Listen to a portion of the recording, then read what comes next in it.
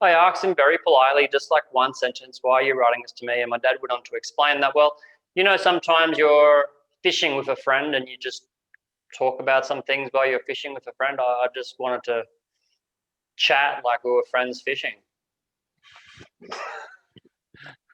Hi, Adrian here, NLP trainer and coach. This video that you're about to watch is filmed in a live Zoom class. We have expatriates based all around the world, and we do these classes and we share a little bit with you because we think it's important that you get to see what goes on behind closed doors and how some of these processes really work. I hope you enjoy. Make sure you click the subscribe button and we'll see you at the end.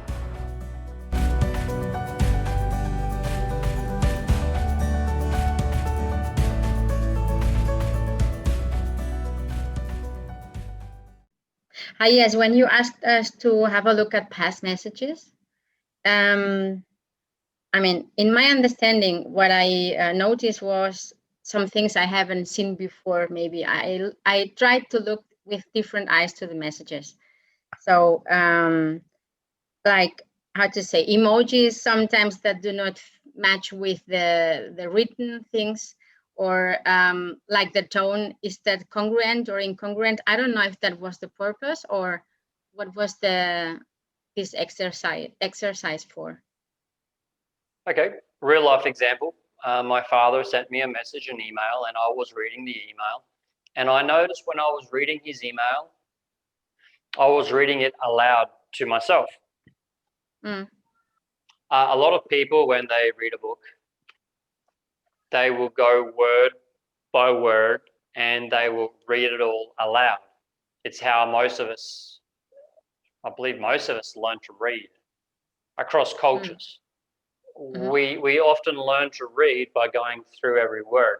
Now, by the way, accelerated learning, you don't need to repeat it all in yourself, but that's the way most of us read. We read the sentences, we repeat it to ourselves. So I was there reading my dad's email, and I noticed that I was reading it in his voice.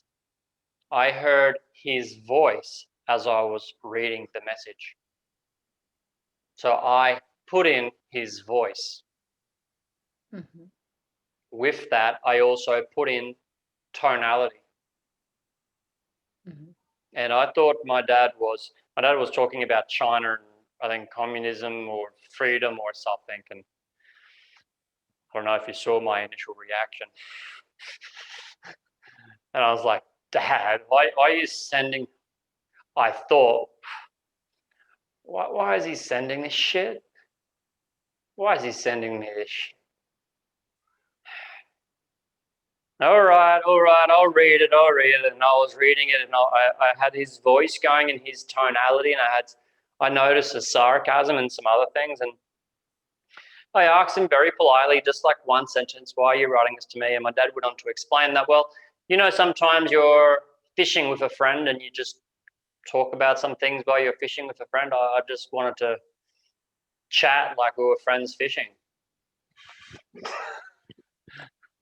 Shit. I realized that he wasn't having a go at me. He wasn't having a go at China or anything like that. He just wanted to have a bit of a conversation as if we were like fishing. And that to me suggests that it may even be an open-minded conversation, and perhaps I could share more open views and share some different insights.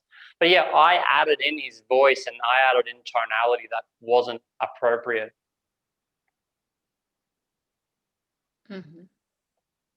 Our mind fills in the gap. So when you read, there's a lot of things being created by your own imagination.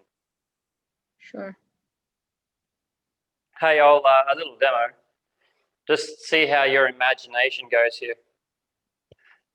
I think it was it 1 or 2 weeks ago now? I got a message from a young lady, one of our students. I won't mention her name.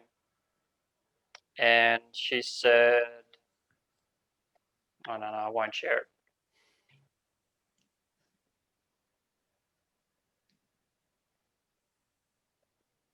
Sorry.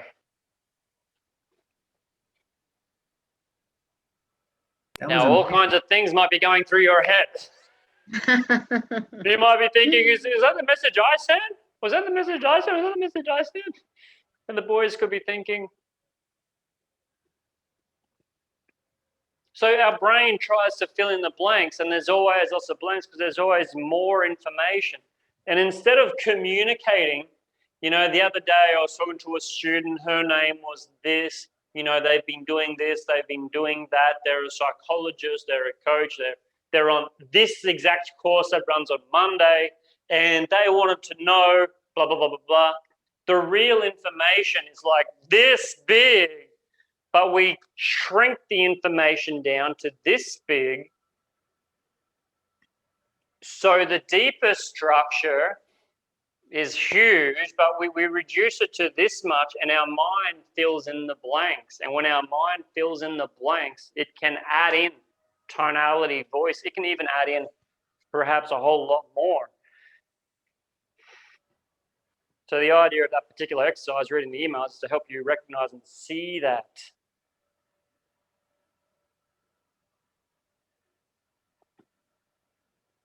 Now, with that, our mind fills in the blanks. So when people are communicating, our brain is filling in the blanks. And when the person has a non-verbal like this, our mind may fill in the blanks thinking they're closed or... What does that mean, Chris? Isn't that a power pose or something? Or what did we learn? This one, our favorite defensive. Our favorite defensive stance, also known as the room's a little bit cold. Could you put the air conditioning on? So our brains start trying to figure out what it all means, and while our brain's figuring out what it means, we miss more of the deep structure. Boom! You made it here! Good on you. Make sure you click the subscribe button below and check out the playlist at the end. If you'd like to come along to our Sunday sessions where we host a live, free Q&A for our students and members, you're welcome. I'll see you there.